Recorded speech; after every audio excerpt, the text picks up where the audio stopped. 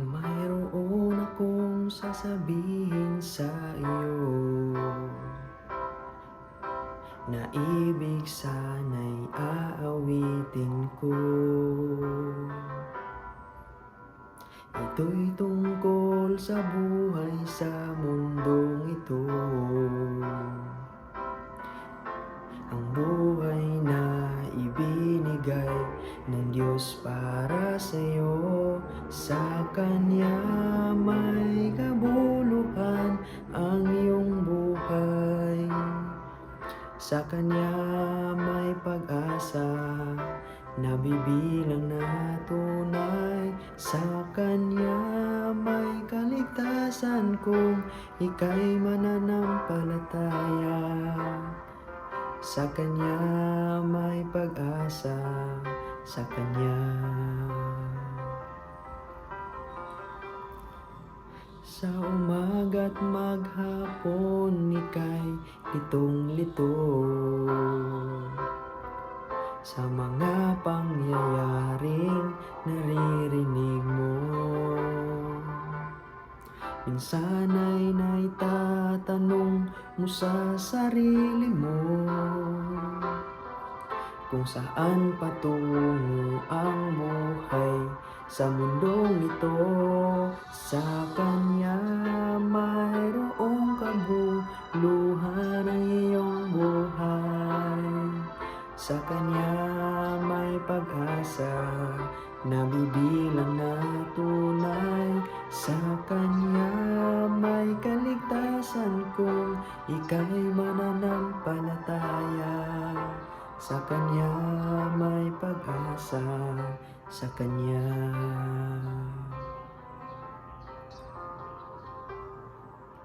Inuubos mo ang oras sa trabaho mo upang ika'y lalong umasenso, na kailangan mong mawala sa mundong ito ang lahat ng pag-ibig sa kayamanan mo. Sa Kanya mayroong kabuluhan ang iyong buhay. Sa Kanya may pag-asa, nabibilang na tunay. Sa Kanya may kaligtasan kung ika'y mananampalataya. Sa Kanya may pag-asa, sa Kanya. Sa Kanya mayroong kabuluhan ang iyong buhay. Sa Kanya may pag-asa, nabibilang na tunay. Sa Kanya may kaligtasan kung ika'y mananampalataya. Sa Kanya may pag-asa, sa Kanya may pag-asa. Sa Kanya may pag-asa, sa Kanya.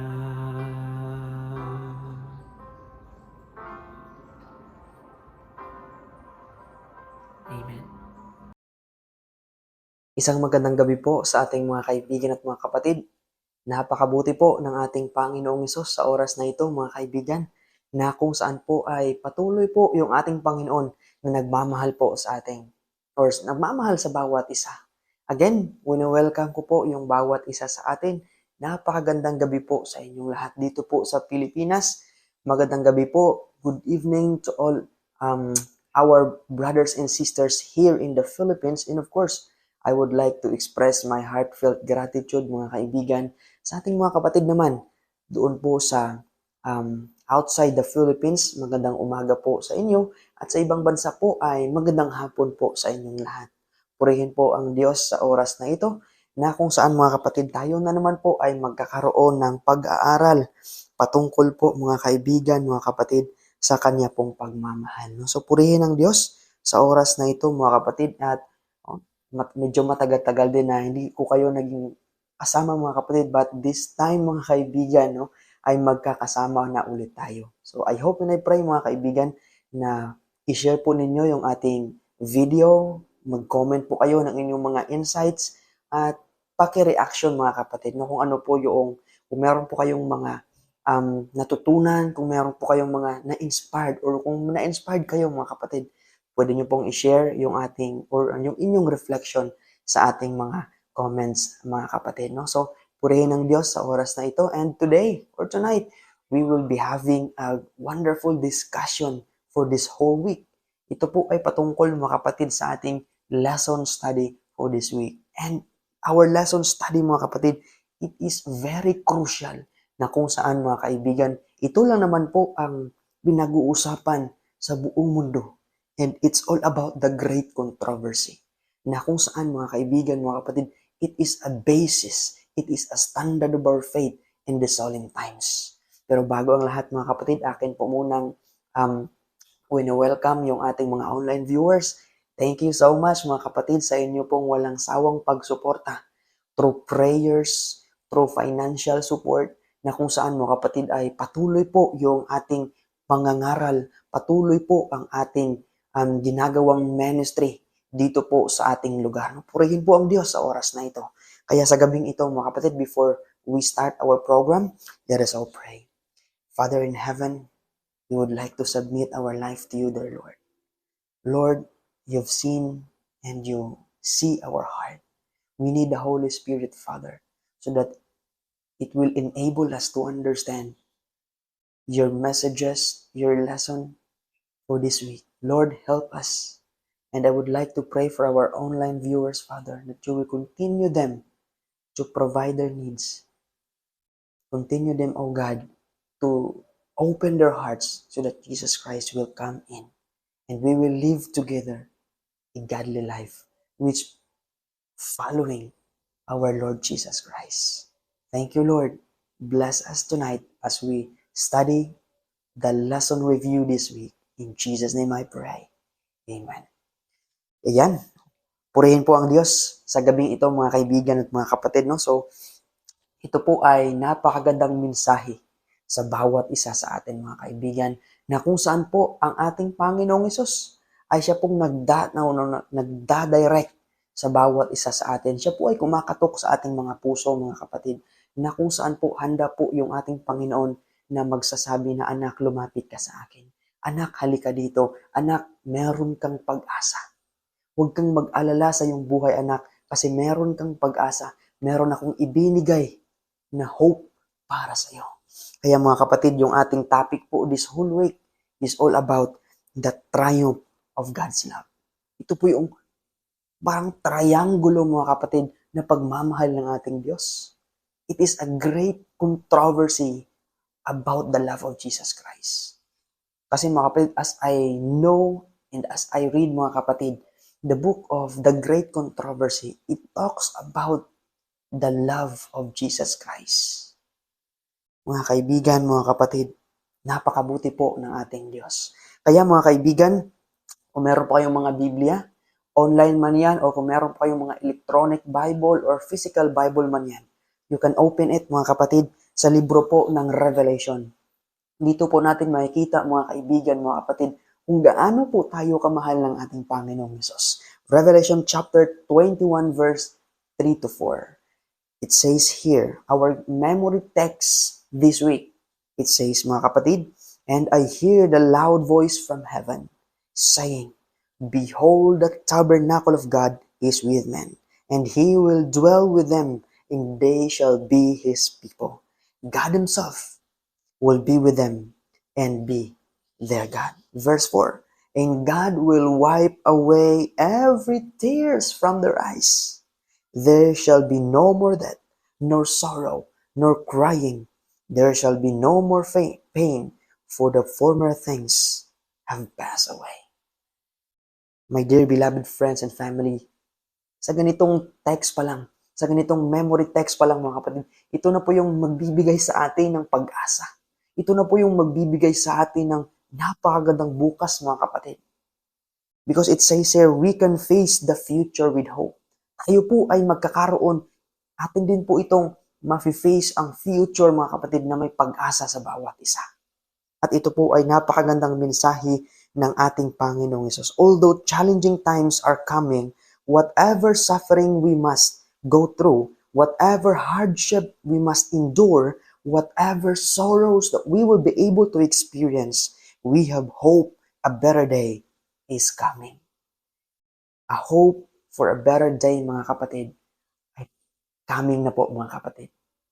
Napakabuti po ng promesa ng ating Panginoong Hesus. And I remember, mga kapatid, there are some of the famous person who have hope also in their life. And you know, my dear beloved friends, during the time of President Franklin Roosevelt, in his time, he was a president in the United States in the year of 1933 to 1945, mga kapatid. His presidency is very difficult. Why?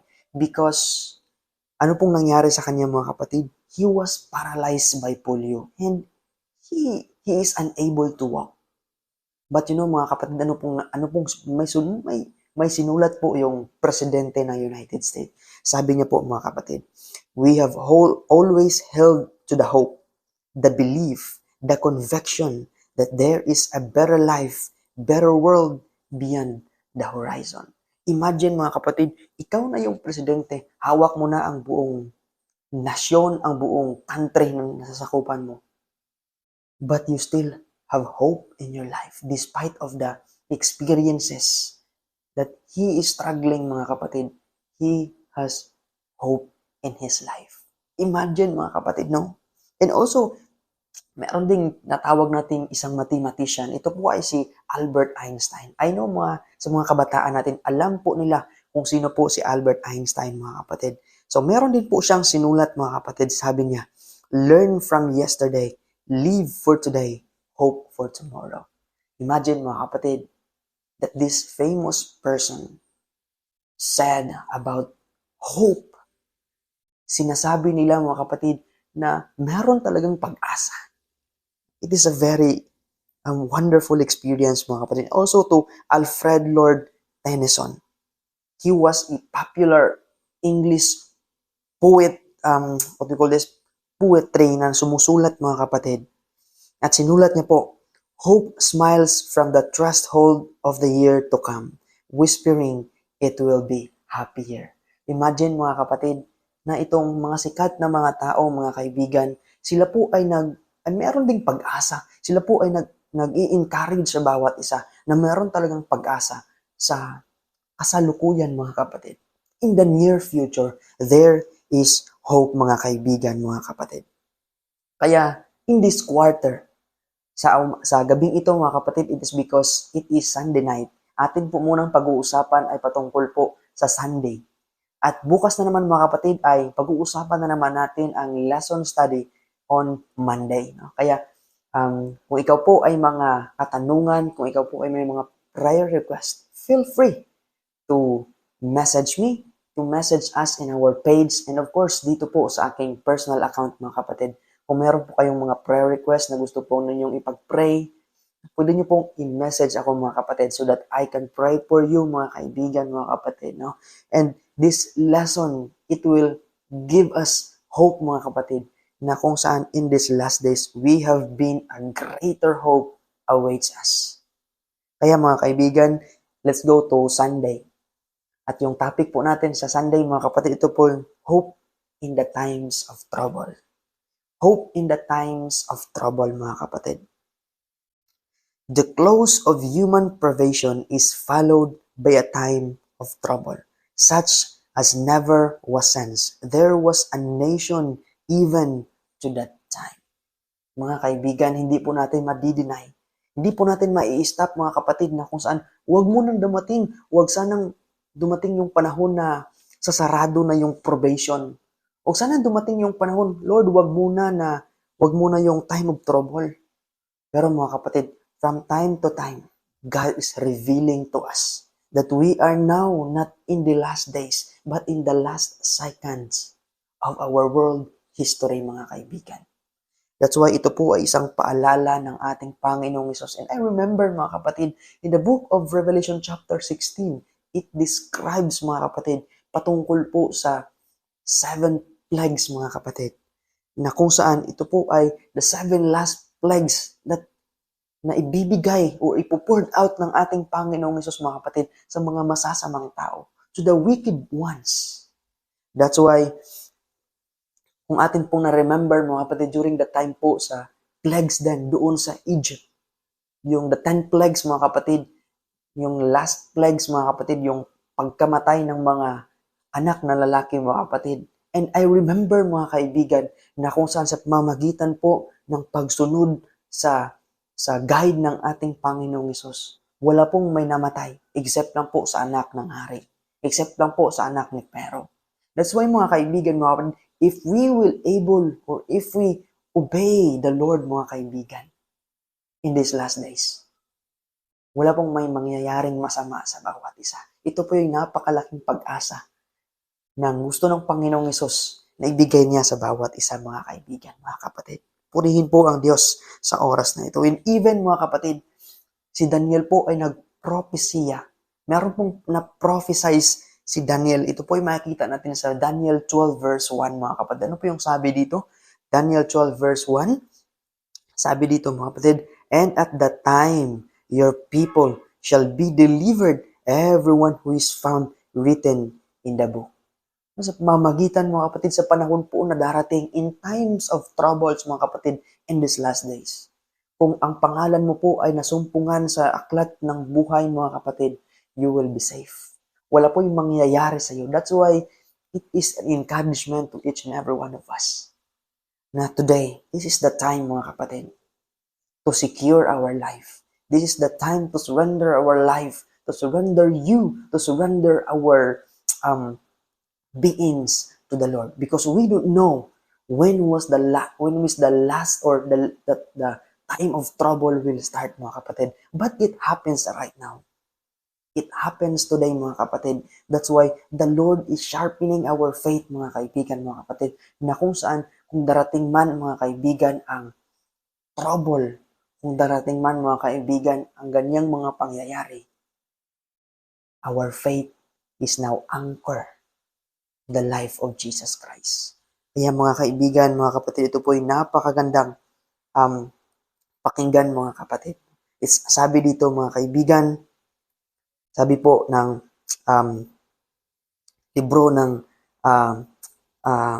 John 8 or John chapter 8 verse 29, mga kapatid, and he who sent me is with me, and he has not left me alone, for I always do things that are pleasing to him, mga kapatid. Ito po ay isang napakagandang paalala ng ating Panginoong Hesus sa pamamagitan po ni Propeta Juan, mga kapatid, na kung saan sila po ay nagbibigay ng pag-asa sa bawat isa, na if you and me, if we, mga kapatid, will come to Jesus, will follow Jesus, mga kapatid, we will be able to experience the deliverance from where, mga kapatid? From the trouble that is coming, mga kaibigan, mga kapatid. Ito po ay isang napakagandang mensahe ng ating Panginoong Hesus. Sabi po dito, in the time of trouble, God's people have a personal relationship with Jesus so deep that nothing can change it. Ito po isang napakagandang mensahe, mga kaibigan, mga kapatid, that when the time of trouble will come, mga kapatid, let us secure our relationship to the Lord so deeply. Hindi po ito, mga kapatid, na isang, tawag dito, mga kapatid, isang metro lang. When we say deeply, mga kapatid, our relationship is rooted to the source of life, mga kapatid. Their consummate desire is to please Him in all things so that through the work of the Holy Spirit, they will be as pure as He is pure. That's why I would like to encourage everyone that today, starting today, mga kapatid, let us daily surrender our life to the Lord. So that, mga kaibigan, mga kapatid, our life will be more closer to Jesus Christ. Because the book of The Desires of Ages, mga kapatid, tells us that the more we come to Jesus, the more we see our life is unworthy to Him. That's why let us daily come to the Lord. mga kaibigan. From time to time, moment by moment, daily mga kapatid, let us come to Jesus Christ. That's so that in our unworthiness, God's strength is made perfect to us mga kapatid. Ang kanya pong pagmamahal ay ibibigay niya sa ating mga kapatid. Ang ating pong pagkamatay ng ating mga sarili in our emptiness mga kapatid will be fulfilled through the love and through the Holy Spirit of the Lord Jesus Christ. Napakabuti po mga kaibigan. There was nothing in Christ's heart that responded to Satan's deception. We can reflect this aspect as His character as well. Yes mga kapatid, nasa pamamagitan po ng time of trouble, we can be able to stay beside the Lord. That the enemy cannot deceive us because our faith is rooted in the faith of Christ. Amen. We praise the Lord, my dear beloved friends and family. Napakabuti po ng ating Panginoong Jesus. Ano po yung sabi niya sa Psalm 27 verse 5 mga kapatid? Sabi po dito, sabi po ng Panginoon, "For He will hide me in His shelteren the day of trouble. He will conceal me under the cover of His tent. He will lift me high upon a rock." Imagine mga kapatid kung ano po yung gagawin ng Panginoon sa iyo. Siya po ay parang isang inahing manok na kung saan mga kapatid ang kanyang mga chicks, ang kanyang mga anak mga kapatid na mga maliliit pa ay He will cover it with His feeders. That's why even the storm, even the wind, even the sandstorms cannot defeat them. This because yung mga anak ng manok mga kapatid ay they are covered by their mothers. And this is what the Lord will be doing to us mga kapatid if we come to Him today. Ito po isang paalala ng ating Panginoong Hesus mga kapatid. There are some who have misunderstood the concept of living through the time of trouble without a mediator. Marami po mga kapatid yung na-misunderstood sa kanila pong pamumuhay sa pamamagitan mga kapatid kung wala po ang mediator mga kapatid. Jesus sees His mediation in heaven's sanctuary when everyone has made their final decision for or against Him. Ang Panginoon mga kapatid ay naghihintay lamang sa bawat isa. Kung sino po yung ating pipiliin in the time of trouble mga kapatid, if we will be against the Lord or we will be with Him. Amen? Napakabuti po ng ating Panginoong Hesus. But this not mean we are alone during this time, trusting our own strength. Jesus has assured He will be with us. Ano po yung assurance ng ating Panginoon mga kapatid? Ano po yung assurance ng ating Panginoon? Makikita po natin sa Matthew 28 mga kapatid. And this is the last statement or this is the last verse mga kapatid. Matthew 28 verse 20 mga kapatid. Sabi dito ng ating Panginoon, teaching them to observe that all I have commanded you. Turuan po natin sila mga kapatid. That's why tinuturuan tayo ng ating Panginoong Hesus. So, anong sabi po dito mga kapatid? And behold, I am with you always to the end of the age. Ito po ay isang very clear na promise mula po sa ating Panginoong Hesus. Kaya mga kapatid, let us cling to these promises that even unto the end, Jesus Christ will be with His people. Sasamahan po tayo ng ating Panginoong Hesus mga kapatid hanggang sa kahuli-hulihan po ng mga panahon. We will experience the great time of trouble mga kapatid. But still, if our life is rooted to Jesus Christ, He promises in Matthew 28 verse 20 that behold, I am with you always, even unto the end of this world.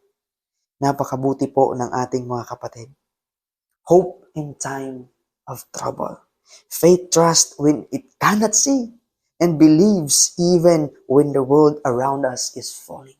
Ito lang po ay isang pag-asa na gusto po ng Panginoong Hesus na ibigay sa atin. It is a faith na kahit po hindi natin nakikita yung ating Panginoong Hesus, we must have faith in Him.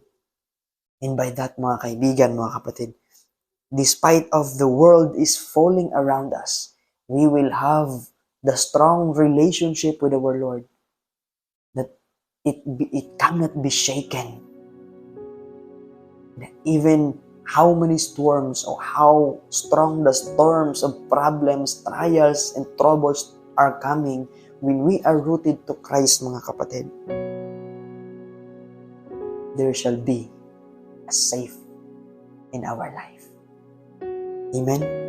Amen, mga kaibigan, mga kapatid. During the time of trouble, our faith strengthens and our longing for eternity increases so that our one desire is to live forever with Jesus Christ. Amen. This world is not our home. We are not safe here in this world unless our life is in Jesus' hands. Amen. Mga kaibigan, mga kapatid, this is my takeaways in this Sunday's lesson, mga kapatid. That in the time of trouble, sabi pa nga po ni Mrs. White, mga kapatid, ang darating po na troubles, ang darating po na mga problema sa kasalukuyan, mga kapatid, ay wala pa po nakaka-experience nito. That's why, mga kapatid, the Lord is strengthen us daily in our lives. He wants us to surrender our life to Him. And through surrendering, it doesn't mean that we are lost. Because through surrendering our life, it means that we gain victory in Christ. Amen. Purihin po ang Diyos sa gabing ito, mga kaibigan, mga kapatid.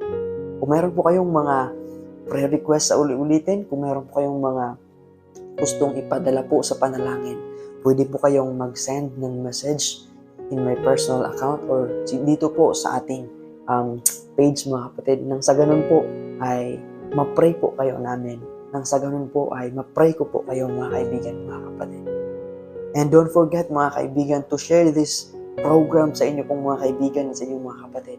Nang sa ganun po ay magkaroon po sila ng encouragement, na ma-inspired po sila, na ma-motivate po that we are not here in this world to live forever, but we are here in this world because this world is not our home. This world will pass away, mga kapatid. That's why ang Panginoong Hesus, mga kaibigan, ay nag-i-invite sa bawat isa that today, if you have a time to surrender your life to Christ, do it now. Don't do it later. Mga kaibigan, mga kapatid, ang ating Panginoong Hesus po ay naghihintay lamang kung kailan tayo babalik sa Kanya. He is willing to accept us. No matter who you are, no matter where you're from, if you surrender your life to Christ, He is there, wholeheartedly accept you. Kaya mga kaibigan, mga kapatid, I hope and I pray na tayo po ay na-bless this message, this lesson study about Sunday. Hope in times of troubles. Tomorrow, mga kaibigan, atin naman pong pag-uusapan ay patungkol po sa dito po, mga kapatid, yung Monday, mga kapatid, hope in Jesus soon return. Ito naman po ay patungkol sa pag-asa sa muling pagbabalik ng ating pinakamamahal na Diyos na si Jesucristo. Kaya thank you so much, mga kaibigan, mga kapatid. Kung meron pa kayong mga reflection, kung meron pa kayong gustong i-add on para po sa ating lesson study, ay pwede niyo pong i-comment sa ating pong comment section. Nang sa ganun po, mga kapatid, ay marami din ang makabasa. Marami din ang makabasa ng inyong mga reflection. Ano po ang inyong natutunan sa ating pong pag-aaral. Kaya maraming salamat, mga kapatid. Kung gusto niyo pong magkaroon tayo ng tawag dito, mga kapatid, ng community, pwede po niyo po akong i-message, mga kapatid, so that I can create a GC or group chat po para sa ating lahat. No? Para from time to time, mga kapatid, tayo po ay mag-uusap-usap doon, mga kaibigan, mga kapatid. So thank you so much for being with us at this moment of time. Tayo po ay manalangin. Ama naming banal na nasa langit, kami po, O Diyos, ay nagpapasalamat sa oras na ito. Maraming salamat po, O Diyos, sa pagkakataong ito na kung saan kami po ay nagsama-sama sa pag-aaral po sa inyong mga salita. Panginoon, ang pag-asa namin ay nasa sa iyo lamang. Kaya po, Panginoon, purihin po kayo. Nawa po ang bawat isa sa amin ay magkaroon po ng pag-asa sa mundong ito. Lord Jesus, help us to have faith in Him. Purihin ka, Panginoon, sa oras na ito. Tulungan niyo po yung bawat isa sa amin, lalong-lalo na po yung mga hindi po Adventist, na kung saan po yung mga taong na hindi pa po nakakilala sa inyo, Panginoon. Please, help them. Open their hearts, O God, to accept you as their personal Savior. Your plan of salvation, O God, is not only for few men, but for the all people in this world, for the whole humanity. That's why, Father, would like to pray for all the people right now, na sana po, Panginoon, lahat po kami ay makapunta po at makasama po kayo sa buhay na walang hanggan doon po sa langit. Salamat po, Panginoon, sa isang napakagandang mensahe, sa isang napakagandang pag-asa sa bawat isa. Ito po ay aking pasasalamat at samot dalangin na sana po, Panginoon, i-grant niyo po ang aming panalangin at sa ating mga online viewers. Thank you so much, Lord, for keeping them safe. Please help them, heal them, and answer their prayers, O God. Thank you, Lord, for the assurance of answering all our prayers and petition. All this I pray in Christ's loving name. Amen. Amen. God bless everyone. See you tomorrow.